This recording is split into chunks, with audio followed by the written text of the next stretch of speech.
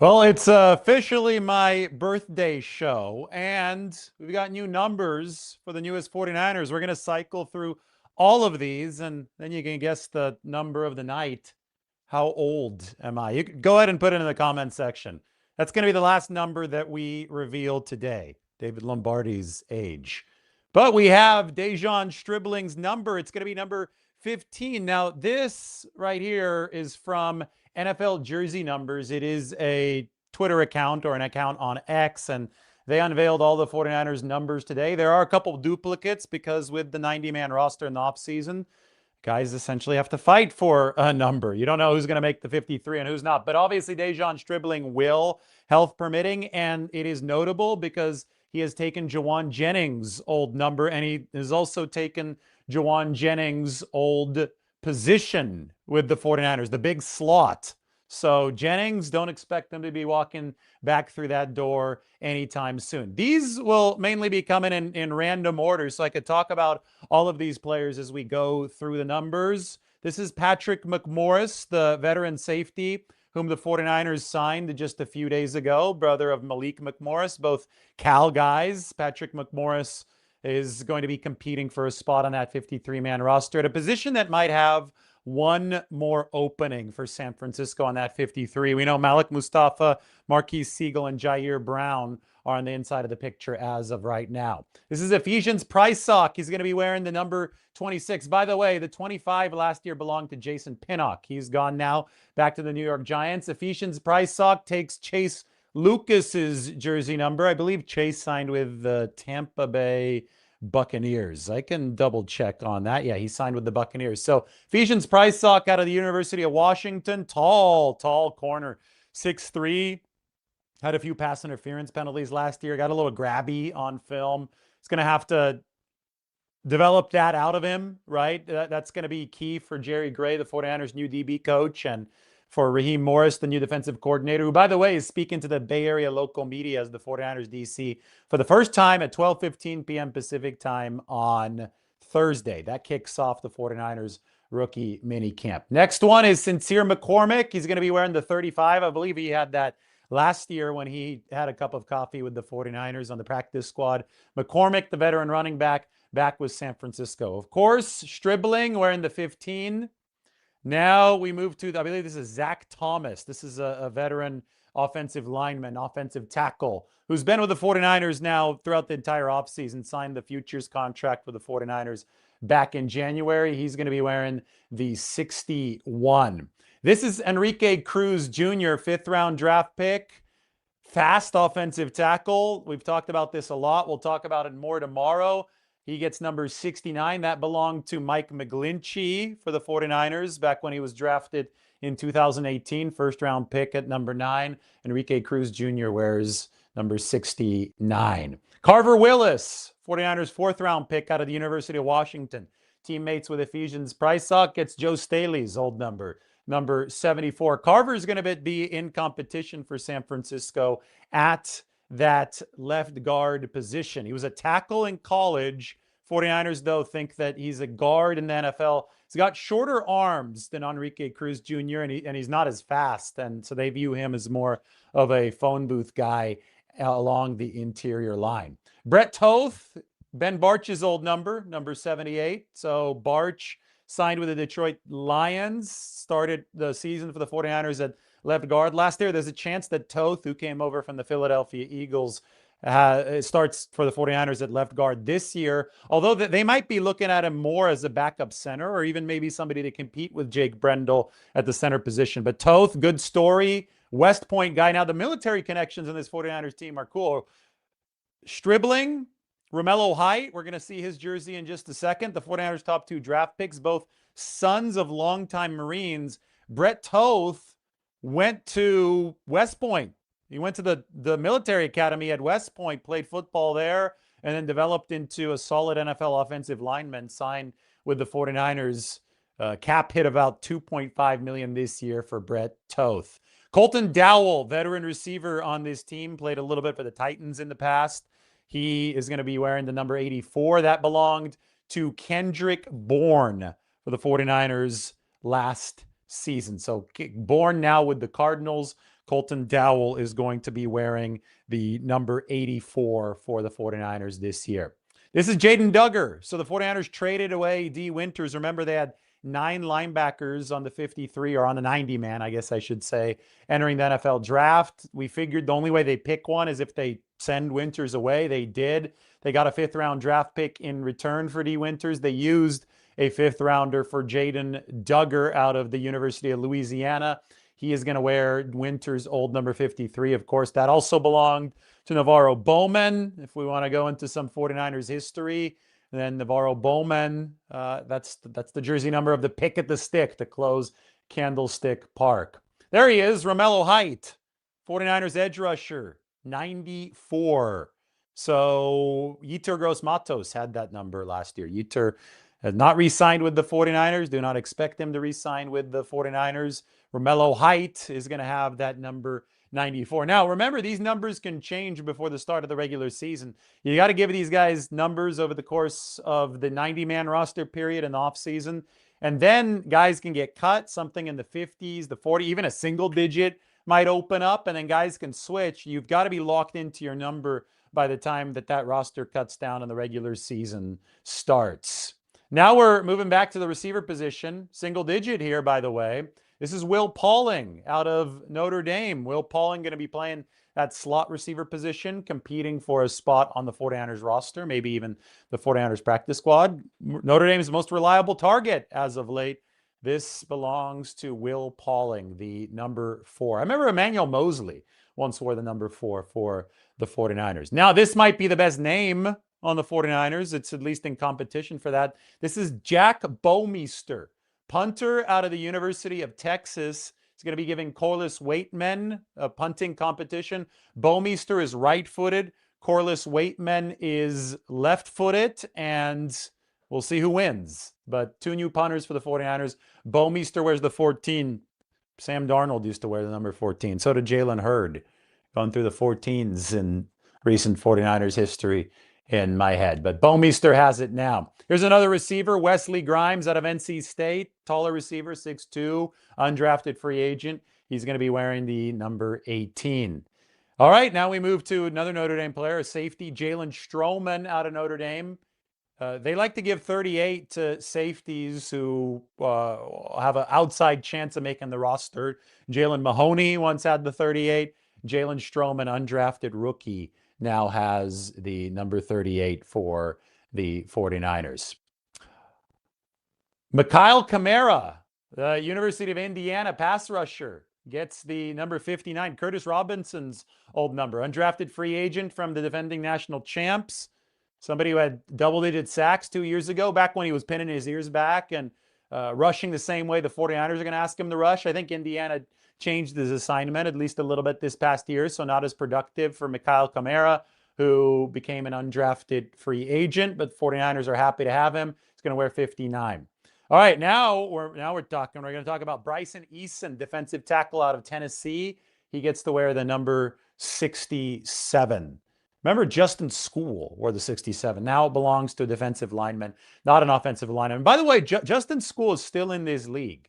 I think he entered back in 2019, reserve offensive lineman. He started and is not for the 49ers for all too many games. He was a reserve for San Francisco. But Justin School, I believe he last signed with the Minnesota Vikings. Mike can correct me if I am wrong.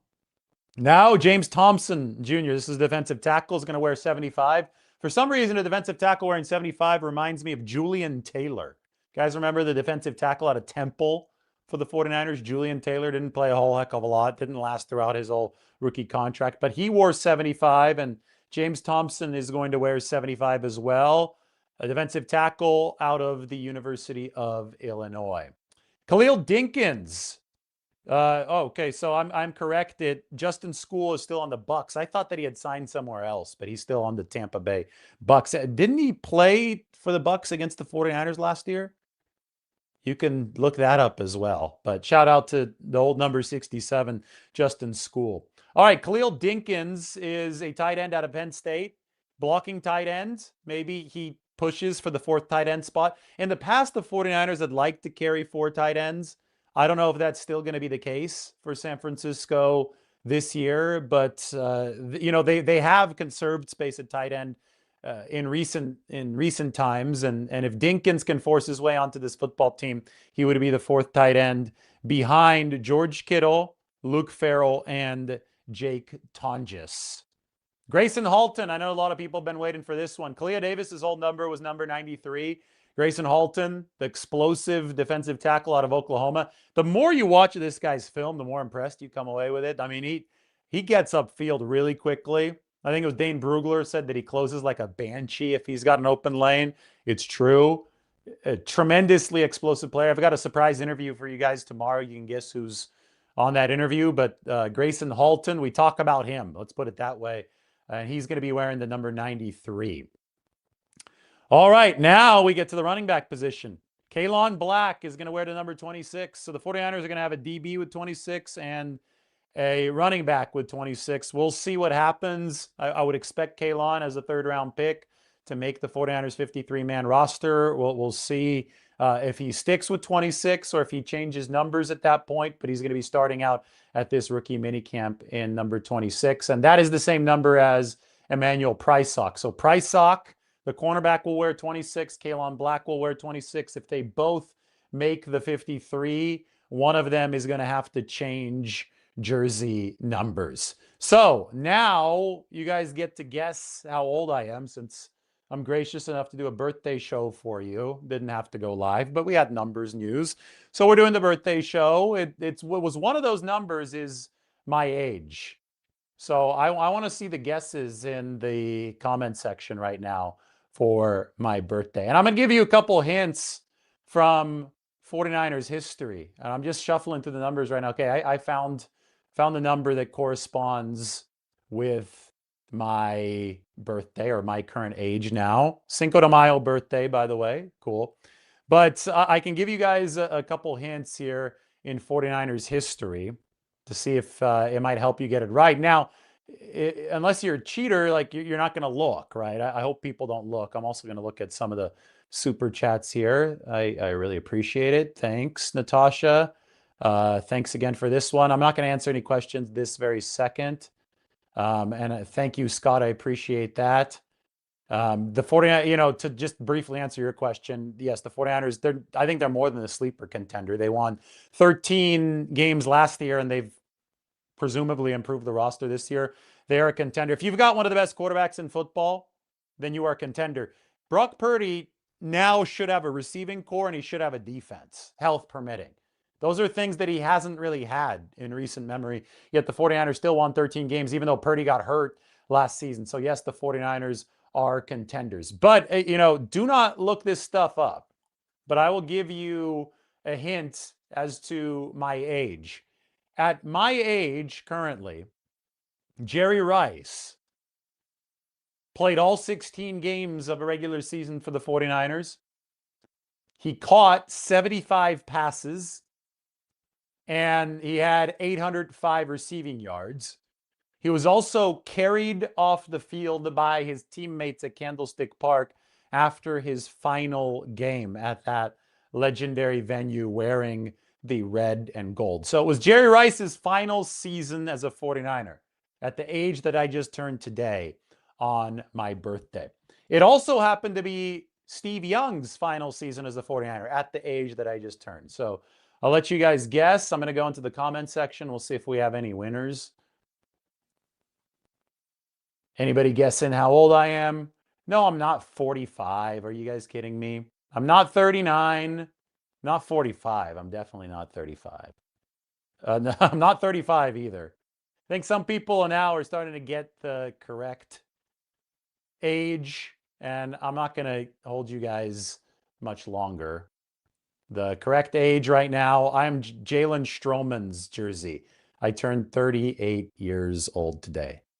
So there you have it. 38 is the number. Everybody, thanks for playing on the birthday show. And now, yeah, you guys can send me birthday presents. You guys can send super chats. And I'll ask your question. No, I'm just kidding. You don't have to send anything. But yeah, maybe you will get your question answered. We had a fun show earlier today about the 49ers. Kyle Van Noy said that he wants to play for the 49ers this year. And then he very, interestingly hinted that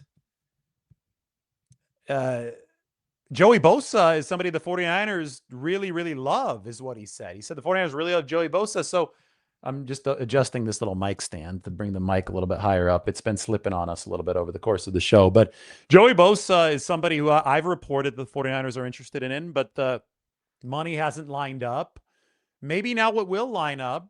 I think it's probably a good time to look at the 49ers roster to show where this might fit. And, I just reported that Raheem Morris is going to be speaking to the local media for the first time on Thursday at 12:15 to kick off the 49ers rookie mini camp. Well, we're going to have some good questions for Raheem Morris because he's going to be bringing some new elements to this 49ers defense. And one of the elements that has caused me already to change the way that this depth chart is constructed is that one of the speed rushing defensive end, and I've got Romello Height listed at that position here, is also going to play some strong side linebacker. Like 49ers are going to run linebacker drops at a higher rate than they did last year. Romello Height dropped as a linebacker in college. I even just watched some tape and he knocked a pass away.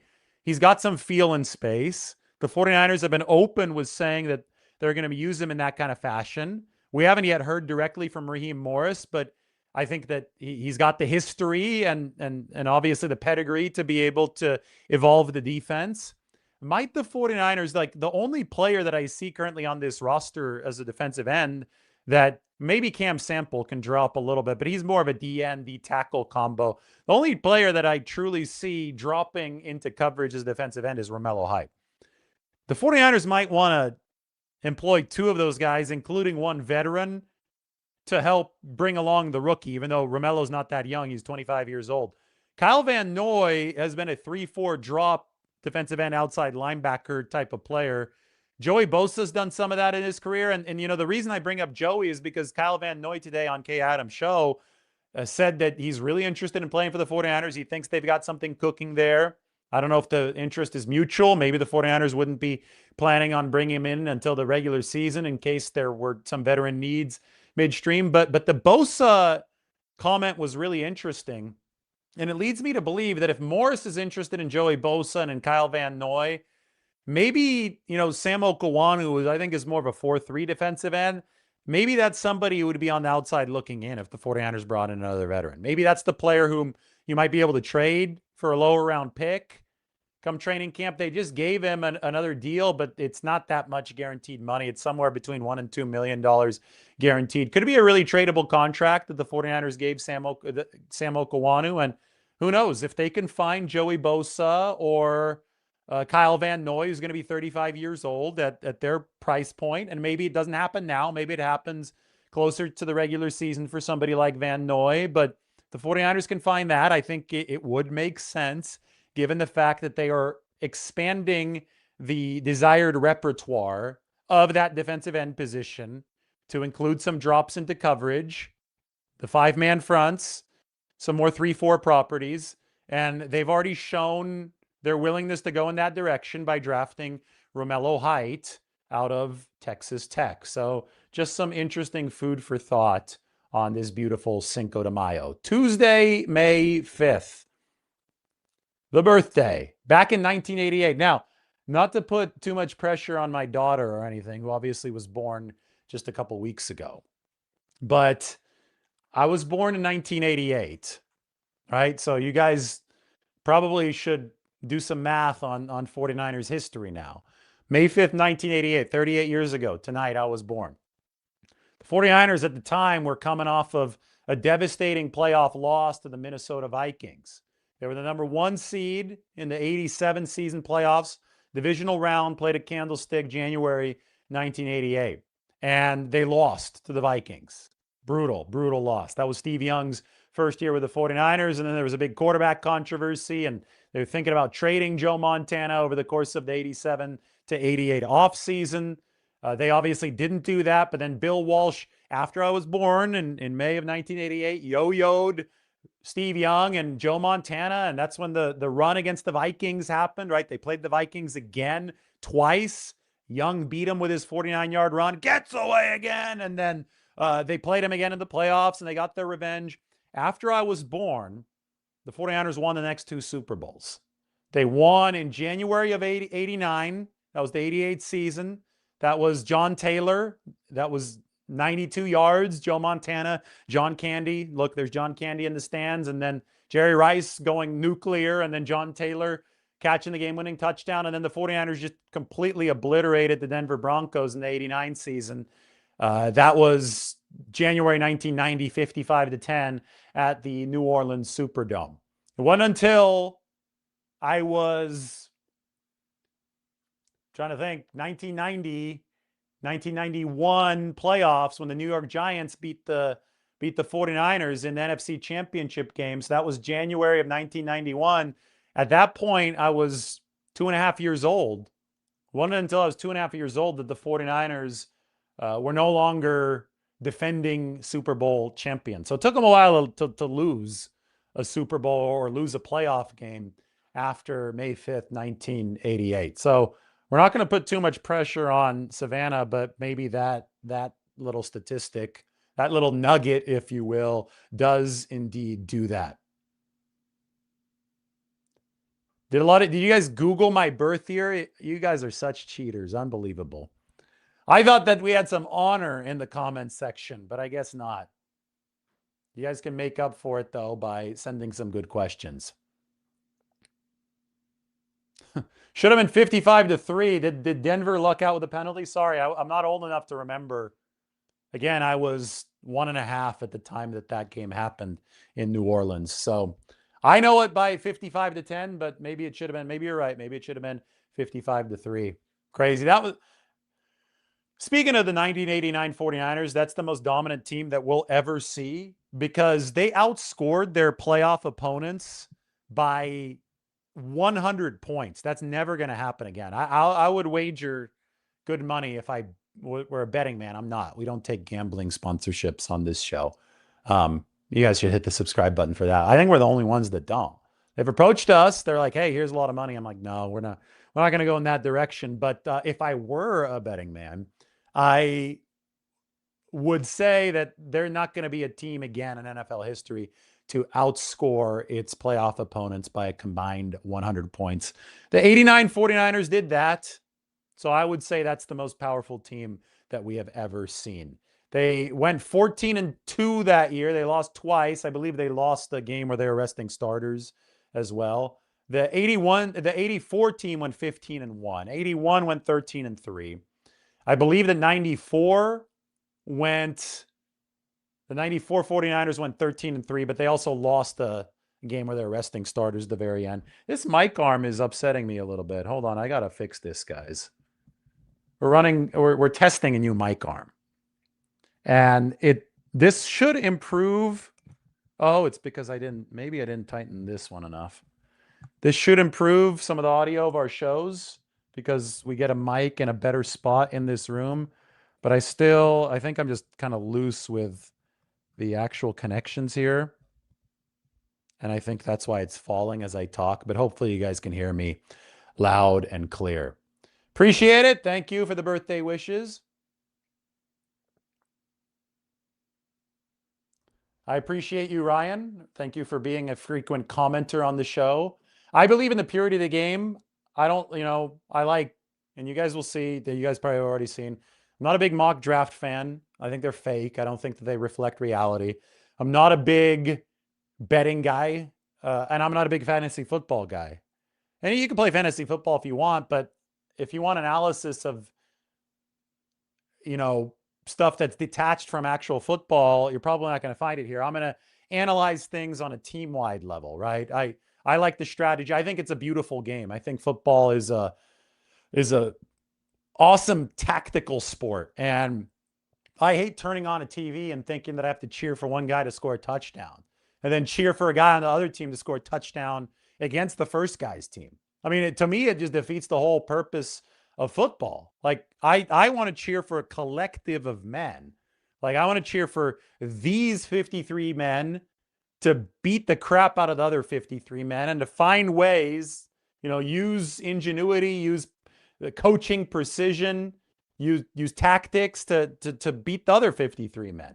I don't want to start cheering for guys on both sides. Like the whole fantasy mentality just doesn't make sense for me. So that's the lens. You can like fantasy if you want, but that's the lens through which I evaluate the 49ers and evaluate football. And I think it's the most fun way to do it. So that's just my opinion. You can think differently.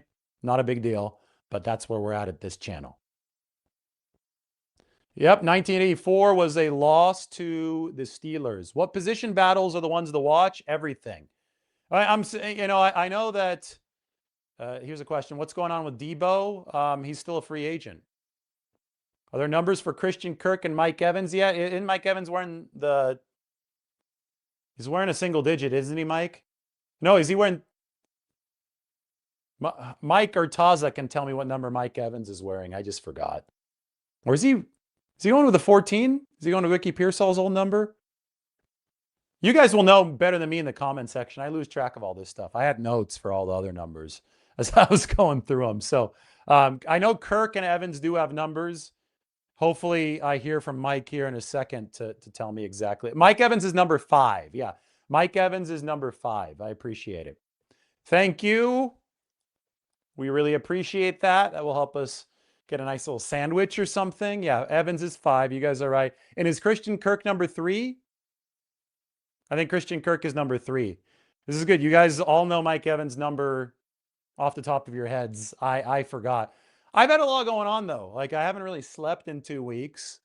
It's getting better. It's one of those things where you get used to the baby and the baby gets used to being out in the world. And the first couple weeks, it's pretty nocturnal, I'll have to say, but we also had to cover an NFL draft in the midst of all that. And, I'm sorry that I forgot Mike Evans' number in the midst of everything. All right, guys, everybody, thanks for watching. I think that we'll go 27 minutes because that sounds right. I don't feel like going 38 minutes. If you like the birthday show, hit the like and go check out the show we put up earlier today. We talked about Joey Bosa, Kyle Van Noy, and the 49ers now number 1 in the entire league in terms of salary cap space because the Trent Williams numbers are out. Trent Williams salary cap hit goes down from $46.3 million to $20 million with his new contract. And there is a no holdout clause, the first that we had ever seen. Oh, everybody follow us on Facebook. That's what Mike says. David Lombardi on Facebook. You can go just type in David Lombardi 49ers on Facebook, right, Mike? Is that what they should do? David Lombardi 49ers on Facebook. Go follow us there. We're building the page there. You could follow on Instagram as well. That's the best birthday present you can give me. Follow us on Facebook. Follow us on Instagram. We're expanding this empire. Lombardi himself on Instagram. I think we're on TikTok too. Yes, David Lombardi 49ers. Follow us everywhere. Everybody, thank you. I appreciate the birthday wishes. We did crazy numbers over the course of the draft. Thank you guys for making this the most watched 49ers channel by a country mile, like by this much, by a massive, massive amount. Millions and millions of you have watched in just the last couple weeks. Awesome to have built this up. Awesome to have you guys as part of the community. Thanks for celebrating my birthday with me, and we will talk to you very, very soon.